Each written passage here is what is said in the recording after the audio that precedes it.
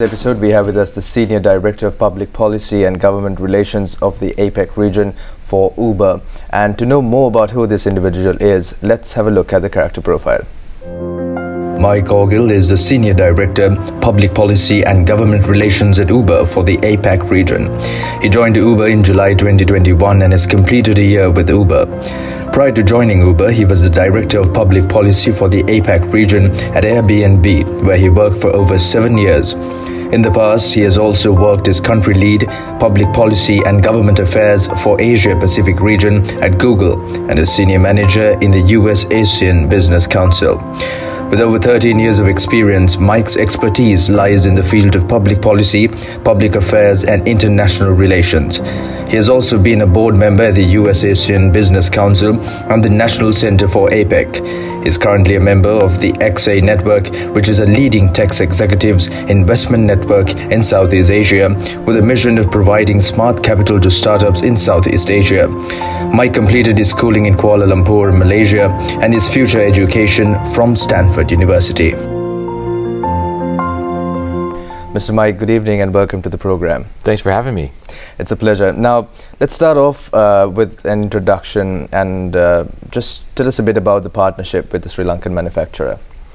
Well, what we're doing is we're announcing that we're giving away 100 e-cycles to some of the most engaged Uber delivery couriers on the platform. And what we're doing is we've worked with a company called Lumala, which I think is a well-known bike company here in Sri Lanka, who have custom designed a bike that is for Uber Eats deliveries.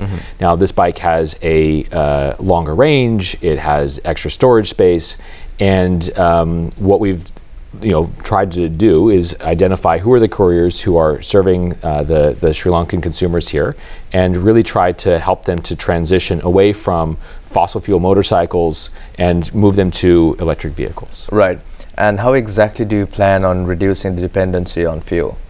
Well, one of the challenges that we have anywhere in the world is that we're consuming too many fossil fuels. Right? Every country knows this. I know Sri Lanka pays a lot of attention to the environmental issues that plague the world. And you throw on top of that this issue of the fact that Sri Lanka has had a significant fuel crisis over the past little while here. And so this transition from fossil fuels to electric vehicles is really, really important.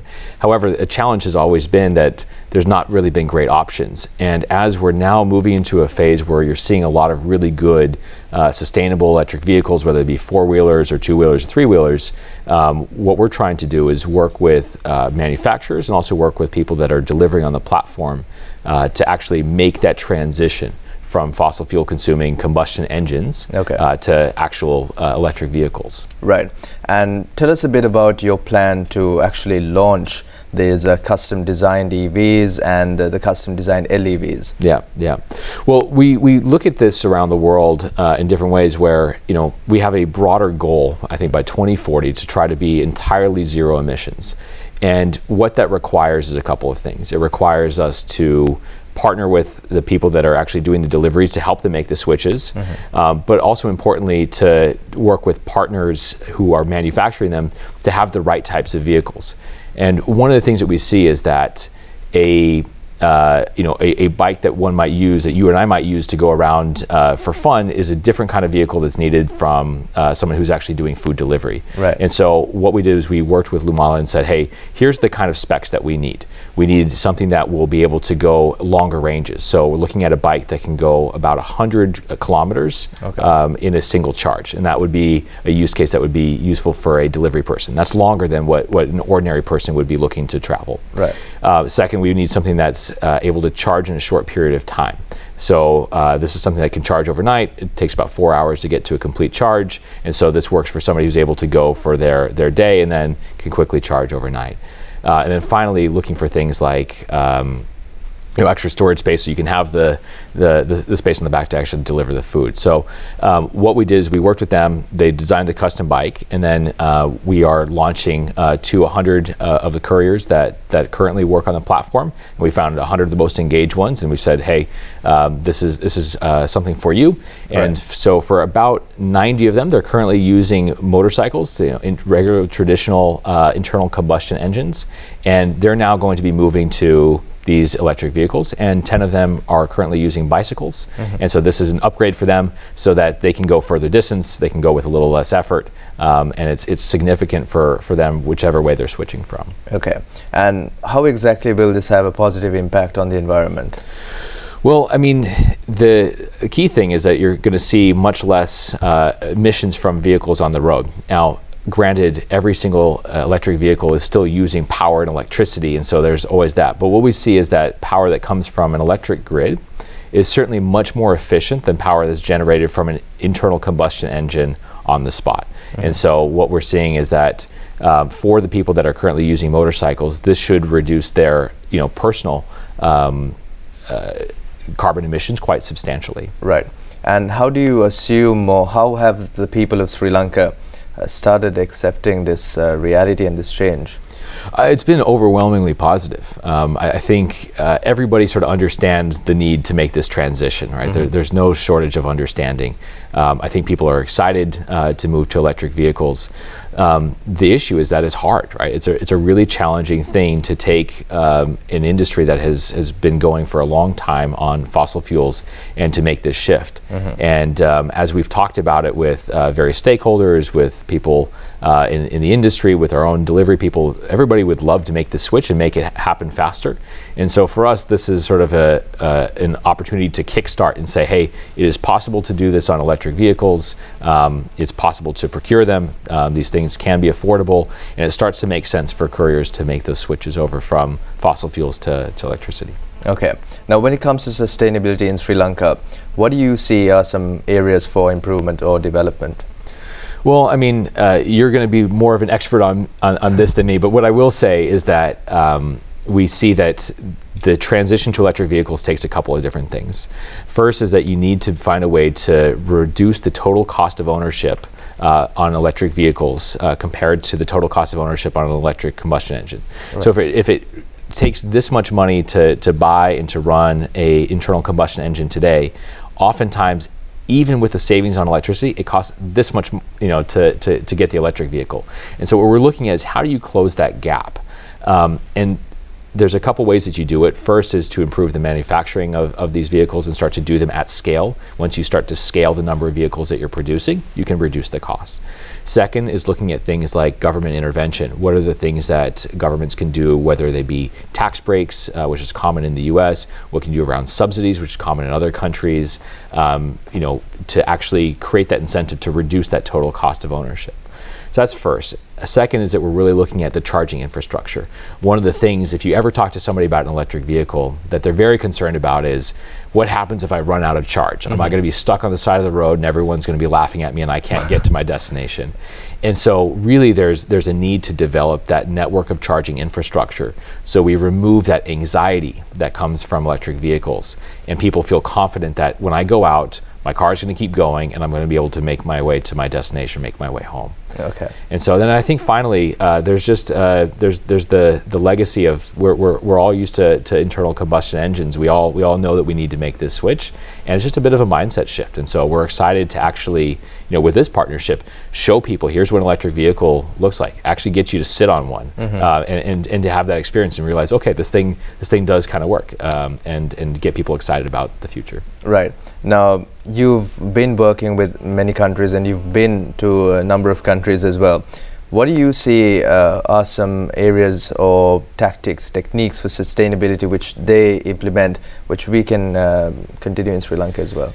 Yeah, I think there's a couple things that we could look at in a place like Sri Lanka. The first is around fuel emission standards. The countries that have really been leading on this, if you look at some of the northern European countries, they'll set really hard targets around there will be a certain point in time where all vehicles must be electric. They'll set real emission standards and say, that really cool, loud, gas guzzling vehicle is not going to be able to be on the road in the future. And so you have these real sticks, right? That deter people from having those types of vehicles. It also, when you do that, it really spurs the manufacturers to actually have to go and create the electric vehicles. At the same time, we know you can't always go with just the penalties and the sticks. You also have to go with the incentives and the carrots. And so when you mirror that up with the right levels of incentives, the right levels of tax breaks, those types of things really drive people to further adoption of electric vehicles. Okay,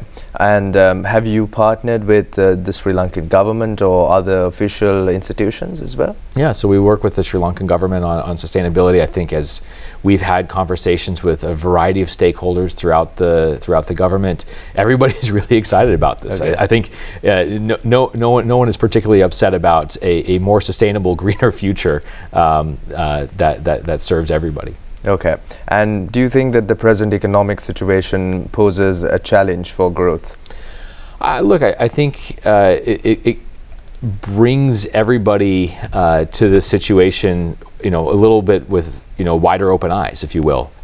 We have it's harder to get fuel. It's challenging, and so not only is this good for the planet, but also this is something that people actually need, right? As we think about fuel consumption, it is cause for us to accelerate the adoption to electric vehicles. Okay, and how do you think this venture will have a positive impact on the economy?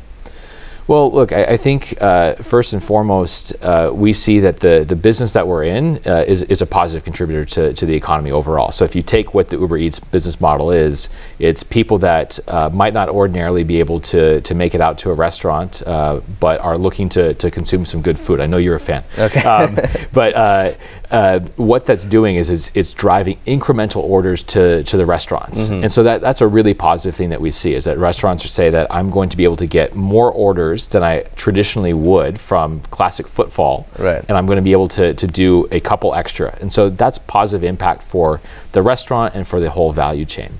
Second is you look at the individual couriers who are able to earn extra income. And the cool thing about something like Uber Eats is that people don't have to do this as a full-time job.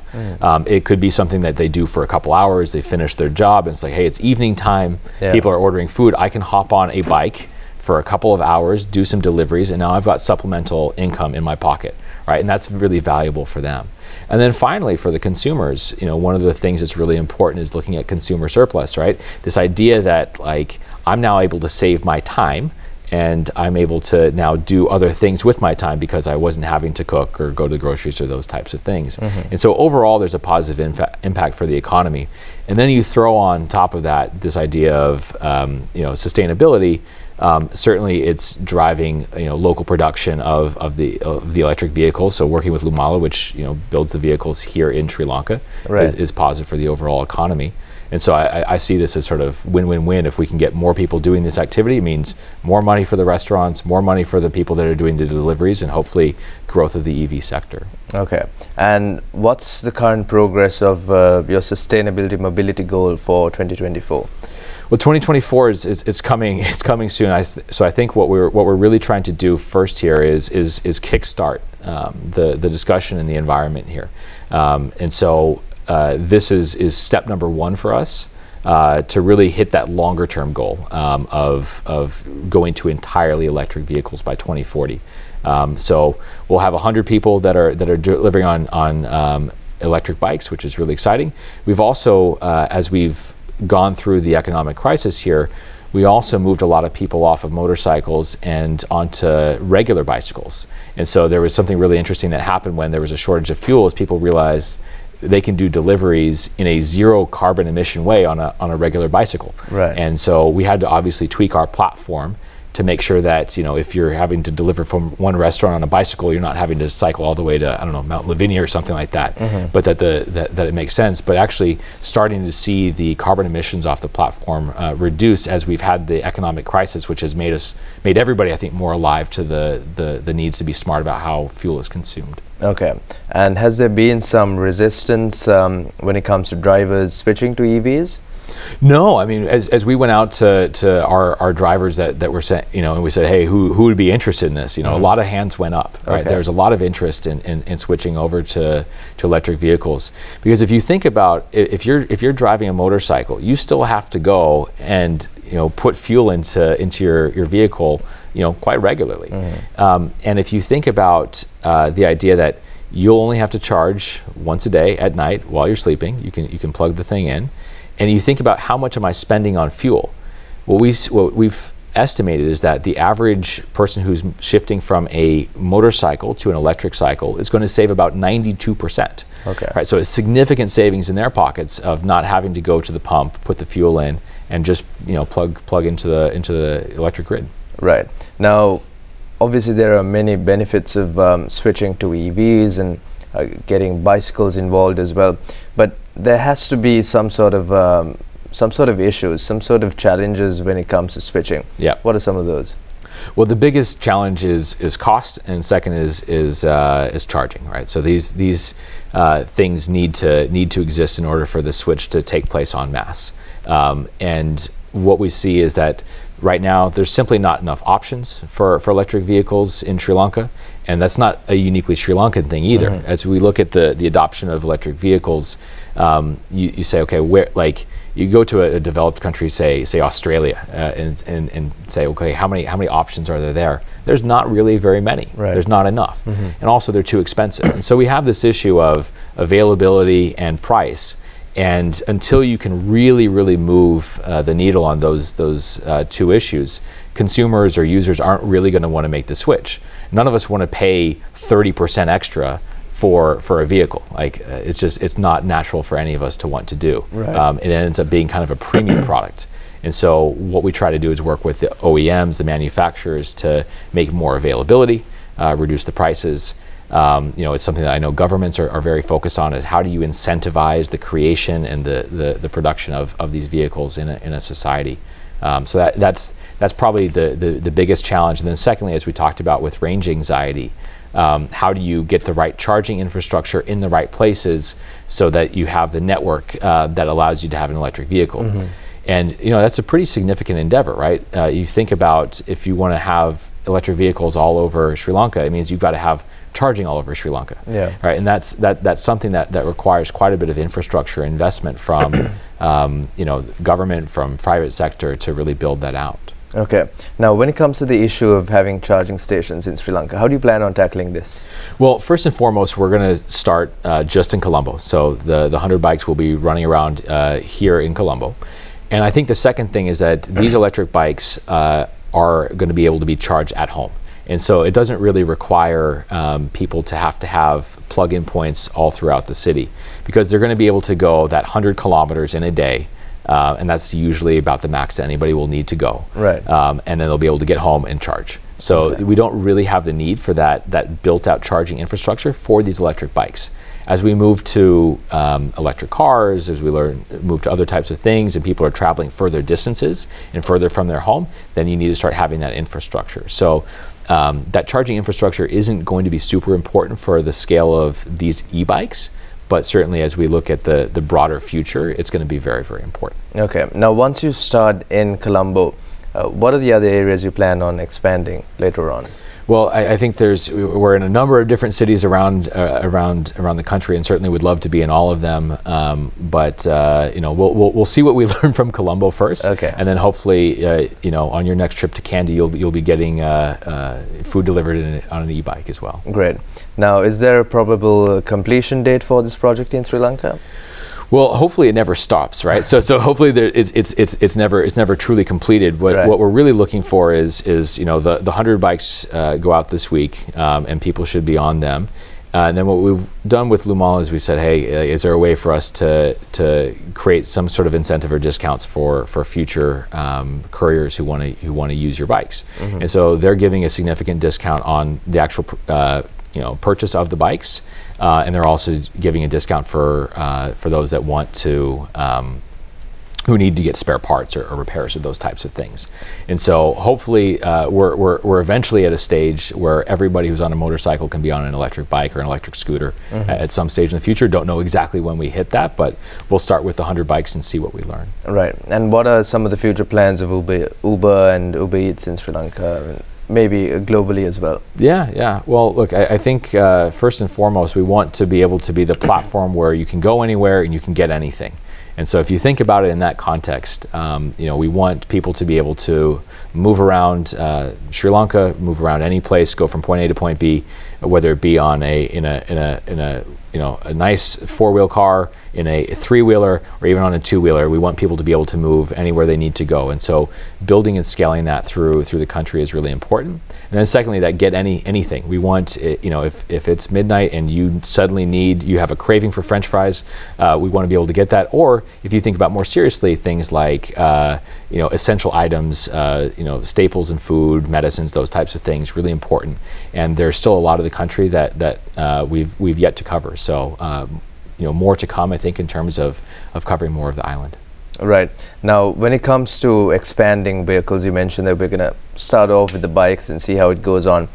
Do you think there's a chance that we might see even bigger modes of transportation where we can transport a lot of people, almost like public transport? Yeah, I mean, really interesting. We were having a conversation with the government yesterday, and I know that there's a lot of attention right now put on how Sri Lanka can move to electric buses, and that's a significant jump to make to really move from fossil fuel internal combustion engines to electric buses. And so I think the plans and the ambitions are certainly there, and we view sustainability as a team sport, so we're really excited to see that development of public transportation.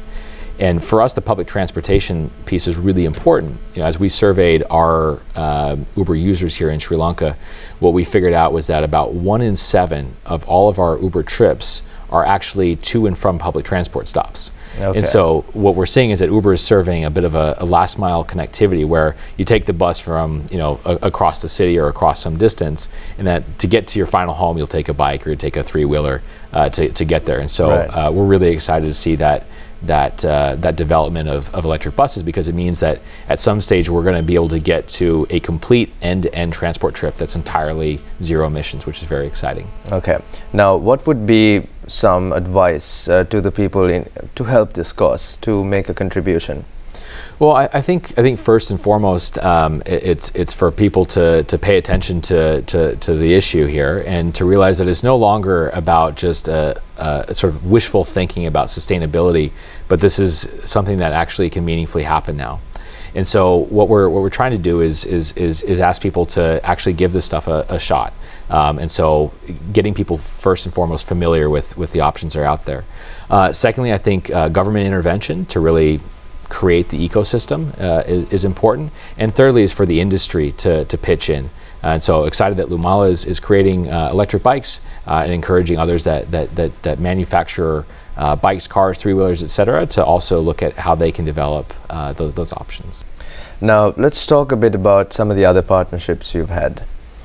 Yeah, well, certainly Sri Lanka is not the only place that we're focused on making this transition from internal combustion engines to electric vehicles. And what we've discovered is that in every single country that we operate, it requires us to work with local partners. Okay. And so what we try to do is we try to identify who are the players that are out there that are actually producing the vehicles that are going to work, and what are the ways that we can creatively put together programs that get these vehicles on the road. So one of the partnerships that I think is incredibly interesting is one that we've done in the U.S., where we partnered with Tesla, the well-known EV manufacturer, as well as with Hertz, which is a car rental company. Okay. And what we do there is that Tesla is producing for us 200,000 of these vehicles. And what Hertz does is Hertz will buy the vehicles and then we'll lease them out to the individual drivers. So maybe the drivers aren't able to actually afford the upfront price of a Tesla, but they can lease them from Hertz, and it makes it now affordable for them to drive. And so increasingly what you're seeing in the US is that when you order an Uber, a brand new Tesla might show up. And it's becoming really, really possible to see that, hey, cars really can run on Uber. People can make the money. The economics now work for you to get an electric ride. And so we try to look at these types of partnerships that really combine what the manufacturers are doing, and then finding the ways to combine that with the financing. So Hertz is really sort of making it possible for the drivers to afford the vehicles. And then with Uber, what we're doing is we try to find ways to create the right incentives, whether it be with our commissions, whether it be with other types of programs to really get our drivers to move over to these types of services. Okay, and there's another interesting project with Australia when it comes to car ownership. Tell us a bit about this. Yeah, absolutely. So we recently acquired a company called Car Next Door, and the idea here is that someone will have a car and it might be sitting there idly. Right. And actually, if you think about most cars in the world, they're actually parked more than they're being driven. And so the idea is that you would go on the app and you would book a car, and it could be just down the street from you, and you could take that car for the 2-3 hours that you need, whether to do your groceries, pick your kids from school, whatever the thing is that you need. And it actually, what we see is that this might actually be a way to reduce car ownership. Right. And if you look at a country like Australia, they have too many cars. Everybody has a car, or they even have multiple cars. Okay. And they're sitting idle, as we said, most of the day. And so what we've recently gone out with is we've said, hey, is there a way for us to actually prove that people can have less cars? And so we went out to the market and we said, hey, who would be interested in running a pilot for the next year to actually not have a car? Like, just give up your car, right, and you're going to run entirely on Uber. And so whether that's Uber, like with our transit system, whether it's so using public transport, whether it's Uber's get in a car and someone will drive you, or using our car share product, Uber Car Share, where you're actually able to rent someone else's car. Like, is it possible for someone there to run on just Uber services without owning the car? And we were looking for 50 people to put their hands up, and we got thousands of expressions of interest to participate in this. Okay. And so now it's just starting, and so we're going to see what the experience of these individuals is in terms of actually not having a car. And it sort of fits with our North Star goal there of having 1 million fewer cars in Australia. Because we know that it's just not necessary to have this many vehicles, and if we're able to more efficiently have people use the vehicles that are out there, it'll be better for the planet. It's better for everybody all around. And so it's a really bold, audacious goal, but we're excited to see if it is in fact possible to have fewer people actually own their cars. Right. So basically you use another person's car, you borrow it for some time, is it? Yeah. It's sort of an interesting idea, right? Because we're all used to this concept of renting out a car that might sit and is owned by somebody. Exactly. But this is sort of a build on the sharing economy, where you have an underutilized asset, and you say, okay, well, how can I maximize utilization of the asset? And so someone who's now doing Uber Car Share, they'll go on the platform and say, hey, look, I'm not going to be driving this weekend because I'm doing something else, or I don't really drive during the day because my car is parked at the office and I'm sitting there.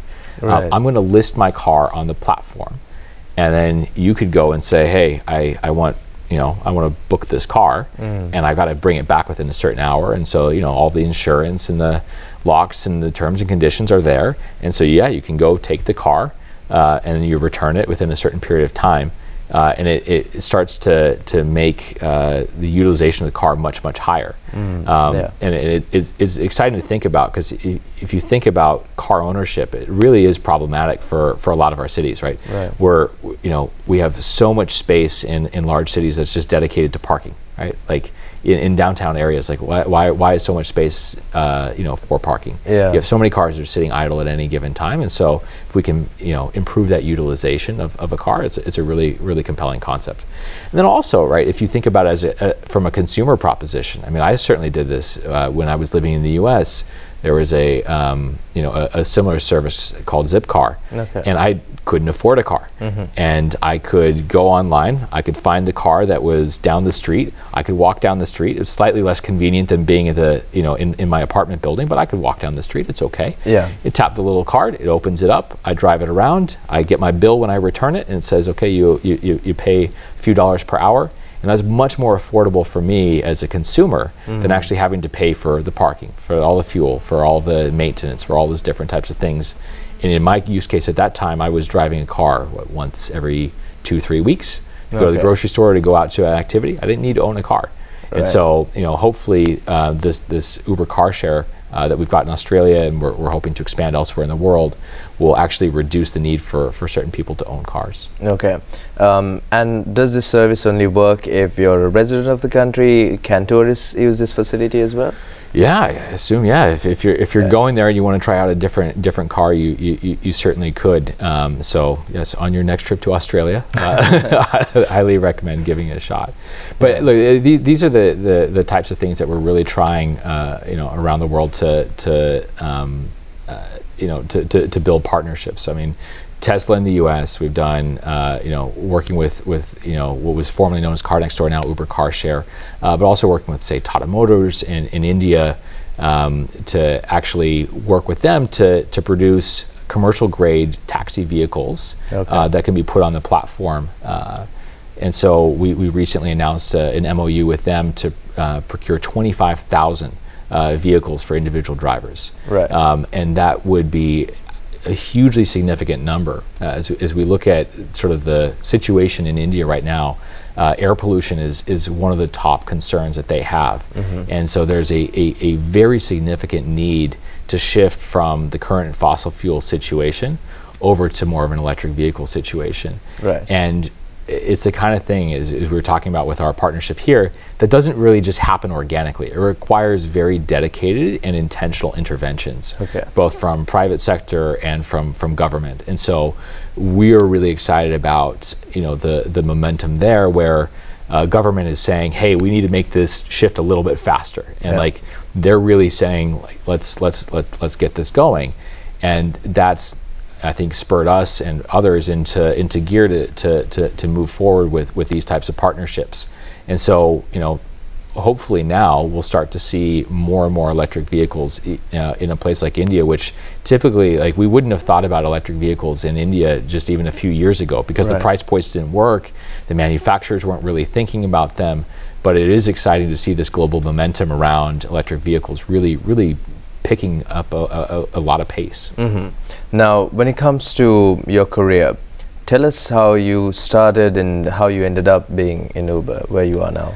Yeah, it's a fun one. I guess I've really found a niche in terms of the sector that I've been in. Quite early in my career, I was working at Google, and from Google was able to be picked up by another tech company, Airbnb. And then from Airbnb, Uber, also similar. And so all these sort of technology companies are sort of in the same space. And so it made that quite natural. But the more interesting part about it is that actually my very first internship, my very first job, there was a woman who hired me for that job. And then she moved over to Google, and she said, hey, I'm building out my team. You should come over. So I said, yeah, okay, I should come over. I had a lot of fun in the first job. I'll come with you. And now she previously held my position at Uber, and she's now taken on a more global senior role. And so for me, there was a bit of a lesson in terms of follow really good people. And so this is now the third time I've had in my career to work with this particular woman who has inspired me the whole way through. Great. And what are some of the challenges you faced in your career?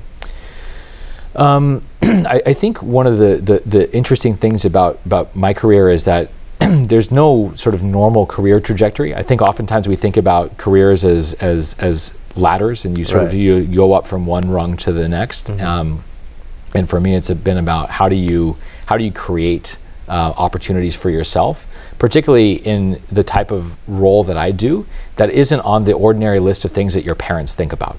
So, you talk to your parents, and, my dad wanted me to be an engineer, my mom wanted me to be a lawyer, and like these are the jobs that we think about, or maybe as children we think about being firefighters or police officers, right?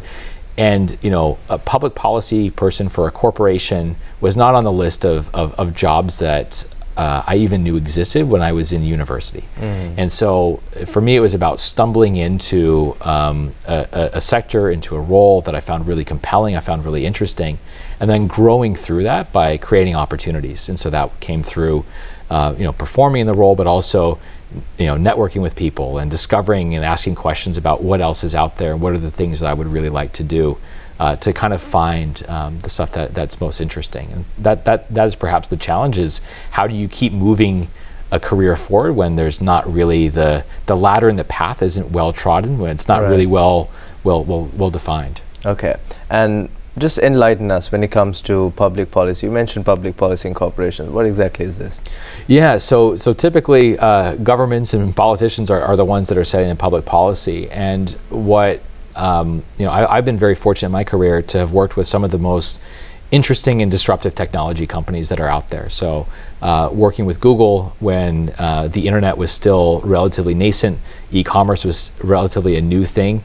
And at that time, governments were asking questions like, is this good? How should we think about the intersection with telecommunications? How should we think about even things like news or media, over the internet? And a lot of these sort of very early questions, came to mind. And my role was really to partner with governments and say, hey, here's what we're seeing from our business, and also let's partner with you as you start to think through very early internet policies. So things like, what should a copyright system look like on the internet? And this was at a time when YouTube was really building out its content ID system, so that you'd make sure that the rights holders had content, had access to their own content and could control it. Issues like privacy. What does privacy in an online world look like? And some of these sort of big thorny issues that were out there. Translate that to Airbnb, which was really upending the way that we think about travel and tourism, where you're not just staying in a hotel, but you're staying in someone's home. And what are all the issues related to that? Safety, security, land use issues, right? All these different things that traditionally fit into neat policy boxes. And so we would go and I'd work with different policymakers and regulators to say, look, here's what's happening, here's kind of our thoughts on things, and we'd have really good discussions with them about the future. Then here at Uber, as we look at issues like sustainability, which are top of mind, how do we make this transition from internal combustion engines to electric vehicles? Government plays a huge role in this, and everybody's trying to figure this out together. And my job is really to put the pieces together, partner with government, so that we're seen that we're operating as a meaningful stakeholder that's able to contribute to those important policy discussions. Okay, and how do you feel like education has helped you in your career? Yeah, I was very lucky to go to a university, Stanford University in California, which is surrounded by some of the most entrepreneurial people that are out there. So it's where Google is from there, Yahoo's from there, YouTube's from there. Like a lot of sort of the great preeminent tech companies are all come from there. I remember, my very early my first year in university was when Facebook came out, and a whole bunch of people that were living next to me all went and worked for Facebook right as it was getting going, and so I was really inspired by what people were doing in the technology space. And I'm not an engineer. I wish I were that smart. I'm not. But what was interesting was I had a strong affinity and good understanding of what was going on in this space, and I was able to marry that up with my personal interests and passions, which were tied to government, political science, international relations, and say, okay, well, I have a good understanding of this ecosystem in Silicon Valley. Let me marry that with the things that I really understand and know well. I don't spend much of my time today using any of the academic knowledge that I built up through my education, but certainly trying to combine the attributes and skills that I learned in terms of writing, communicating, thinking through challenges, and putting that together with the environment that I was in. Right. So you believe that vocational training really plays a huge role when it comes to development in your career, right? I think that's totally right. There's nothing quite like experience to teach you. You know, one of the challenges I think often with the education system that we have is that we're taught, you know, here's a language or here's a skill set, and very little of it is practical when you get to the real world. Correct. And so I'm not dismissive of education, because I think it sets all these really important building blocks. But for me, the real learning was on the job, with mentors, with people that kind of showed me the way, taught me how to do things. And so maybe the way to think, for me at least, to think about education is learning how to learn. Okay. And you know, it doesn't really matter what you learn, but if you've learned the skill set of adapting and learning how to acquire knowledge, you're very successful when you get to you can be very successful when you get to the working world. Okay. And how has it been working with different countries in Sri Lanka, Malaysia, working with different people, different cultures? How has that been? Oh, it's the best thing about my job, right? Is that every country is unique, every culture is fascinating, and I really enjoy getting to meet people that think differently, that you know, value different things, that communicate differently. And so, you know, in my job, I've got to deal with people that are in Silicon Valley that sort of have that mentality, and then the next day I'll be in Sri Lanka, or then Japan, and I'm off to Australia, and these countries are all so fundamentally different. And you know, what I really enjoy is trying to really embrace the differences. I think it's quite common to try to say, okay, where is everybody similar and alike? And I've not found that to be super helpful. It's way better, for me at least, to go in and say, let's embrace all the cultural nuance here, and really get into what makes these countries tick, and figure out a way to make our business be successful locally. Great. Now, before we wind up, we have a lot of young entrepreneurs and businessmen listening out there. What would be your one tip or your advice for them? Oh man, you're the one that's more entrepreneurial than me. I guess I would say just really surrounding yourself with good people. I think oftentimes entrepreneurs are expected to go do everything all by themselves, and it's really it's a tough, hard thing to you know, to go it alone. And right. So finding the mentors, finding the people that you can surround yourself who are better than yourself is always the best thing. I've found in my job that one of the perhaps scary things to do is to hire people that are better than you. You know, I sometimes think that leaders think that they need to hire, that they need to be the best at everything. Right. And the best leaders know that they need to hire people that are better and smarter and more capable than them. And if you surround yourself with good people, I think you're much more likely to be successful.